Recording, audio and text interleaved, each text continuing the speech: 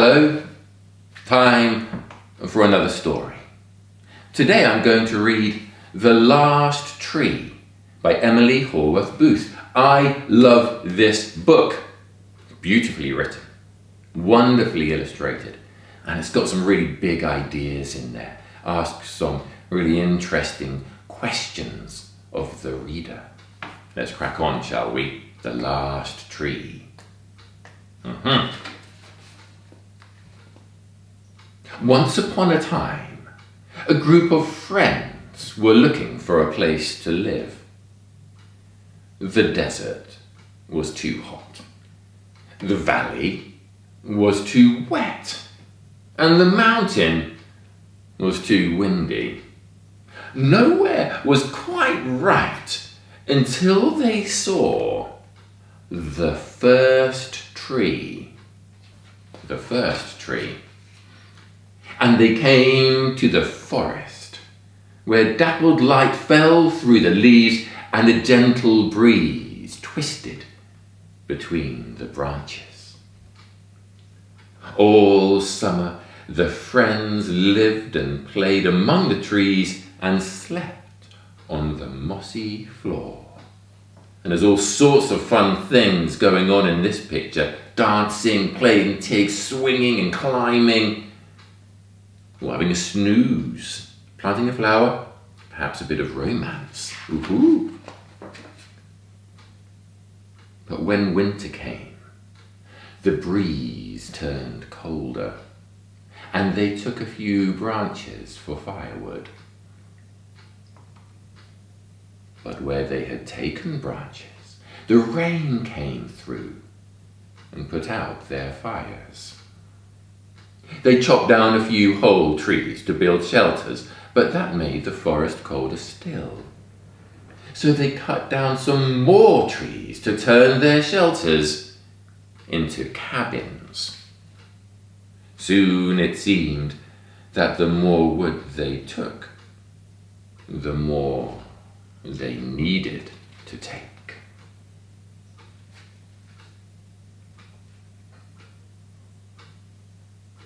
When summer returned, the sun blazed down, and there weren't enough trees left to shade them. Yet a few more branches made very pleasant porches. Before long, the people became skilled carpenters, and all summer they worked hard to make the perfect village. Porches for shade, ladders for climbing up to build porches, laundry poles and laundry pole ornaments, carpentry tables, chairs for sitting under porches, rulers for making things straight, wooden sculptures to look at. And if you look closely at this wooden sculpture, you'll notice it is the sculpture of a tree. Rather thought-provoking, rather sad perhaps, a sculpture of a tree made from a tree that they've cut down. But when the autumn winds came through again, they whipped through the spaces where the trees used to be, throwing all the villagers' fine work into disarray. Disarray means sort of a chaos, not organized. They needed a new plan.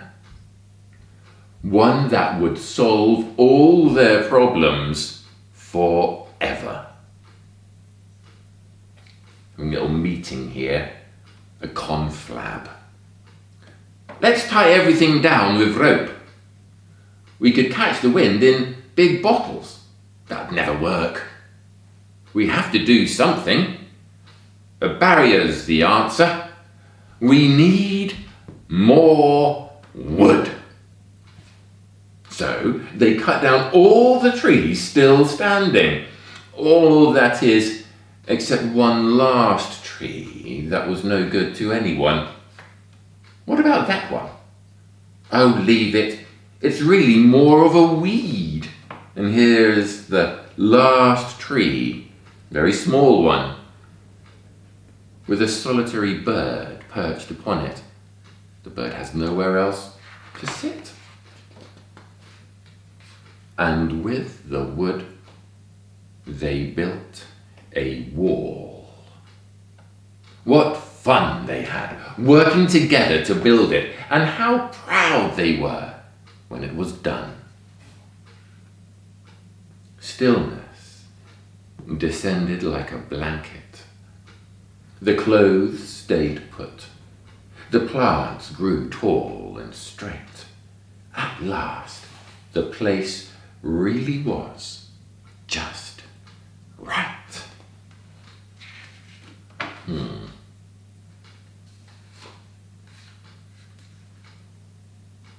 But with nothing to look at but the wall, something happened to the people too. In time, they started to forget their games and songs, and soon the happy village had grown cold and hard. For now the villagers had walls around their hearts. Not just a wall around the village, walls around their hearts. Gone are the happy days. I saw the neighbours looking at me strangely yesterday, says this person up here. I think they're jealous of our cabbages. They were peeking through our window, I swear it. Perhaps we ought to reinforce the door, fence in the garden, board up the windows. It had taken all the wood they had to build the wall, and so before too long, each parent, thinking they were being clever, said the same thing to their child. Remember that last tree? The one more like a weed, tiny and weak. We need to stay inside and guard the house. So will you take this axe, go out beyond the wall, see if it's still there, chop it down, and bring us back the wood. Get it before the neighbours do.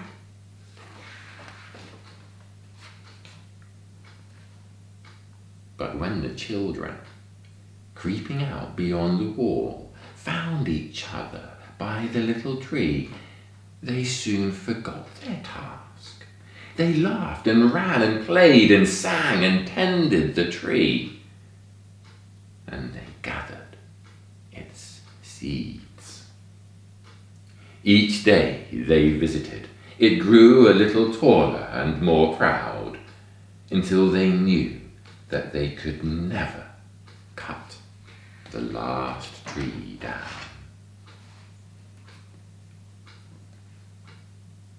Meanwhile, each night the parents asked their children why they hadn't brought back wood. But when the children talked about the tree and how it made them feel, their parents wouldn't come outside to look or even listen. They're talking tree. The grown-up is talking axe. That's when the children knew what they had to do. They started to bring home wood, but it wasn't from the last tree. And when it was delivered, plank by plank, their parents didn't question why it was so long and straight and smooth.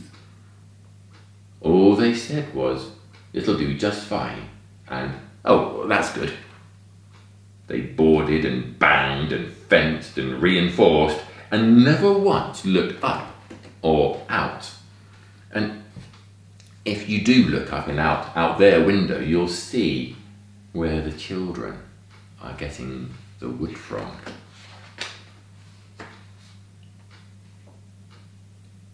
It was only when the wind rushed into the village rattling their boarded-up windows and knocking down their new fences, that they ran outside and saw that despite all their new wood, the last tree still stood. There it is, the last tree, a bit more mature now, bigger. And look what has happened to the wall. In the bright daylight, they remembered they were old friends, not enemies. And when they heard their children playing in the tree, saw how the cool wind twisted gently through its branches and the sunshine fell in dappled shadows to the ground beneath, they were reminded of how things used to be.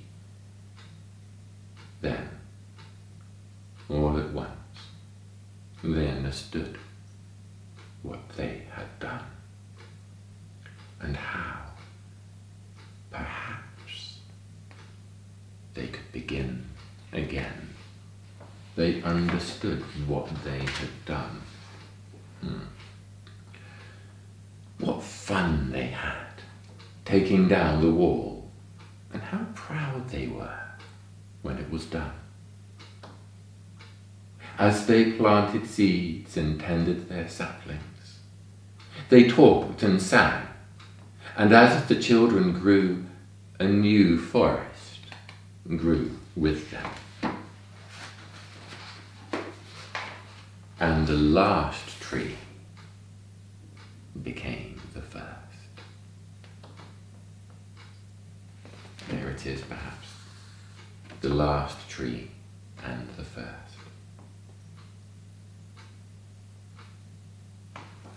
Told you it was good, didn't I? Fab, I love this book.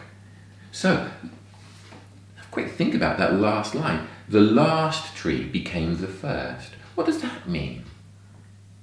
The last tree became the first.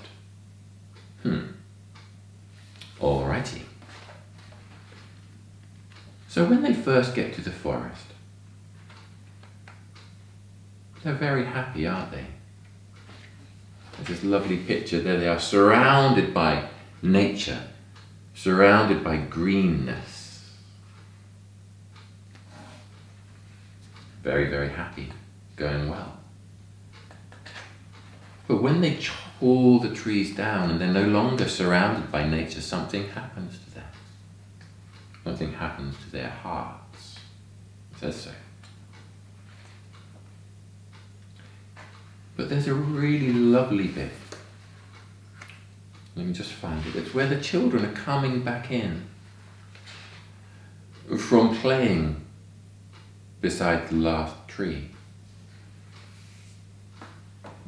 It says this: "But when the children talked about the tree and how it made them feel," their parents wouldn't come outside to look or listen. How it made them feel. What does that mean? What happens to the children? What happened to the children when they went outside?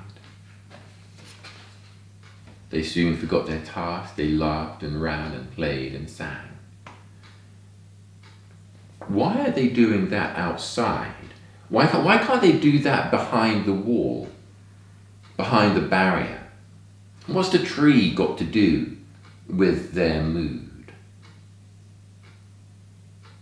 I think that's one of the really big ideas in this book, that being in nature or in the wild can change the way you feel. It's not just good for your body, getting exercise, climbing trees, running, walking, fresh air. I think Emily Horwath Booth is suggesting that being surrounded by nature is good for your mind, or good for your well-being, your feelings. I don't know if that is something that you have ever noticed in yourself. Okay, a couple of things to think about in terms of what you can do. Activism, things that you can actually do. The first, could you plant some trees? Now, this might be planting acorns or conkers, or going to find other tree seeds that you can plant. It might be even that if you have enough space in your school, you plant more mature trees, saplings perhaps. Something worth thinking about. The other thing is this. I'm sure your playground is a very busy place, right? As it should be. But is there a place that you can go at playtime and be in nature? Now, I know lots of you will go to schools in big cities where you might not have lots and lots of space. But nevertheless, is there a small place where you can sit and be still and listen to the wind in the trees or bees buzzing around? And if there isn't somewhere like that, would you like there to be? Could you become a change maker and make change, adapt your playground somewhere, at least in your school grounds, so that there is a place for you to be in nature, even if it's tiny, even if it's a small little corner somewhere. Something to think about, something to do. All right, that's enough from me now. Bye for now. Cheerio.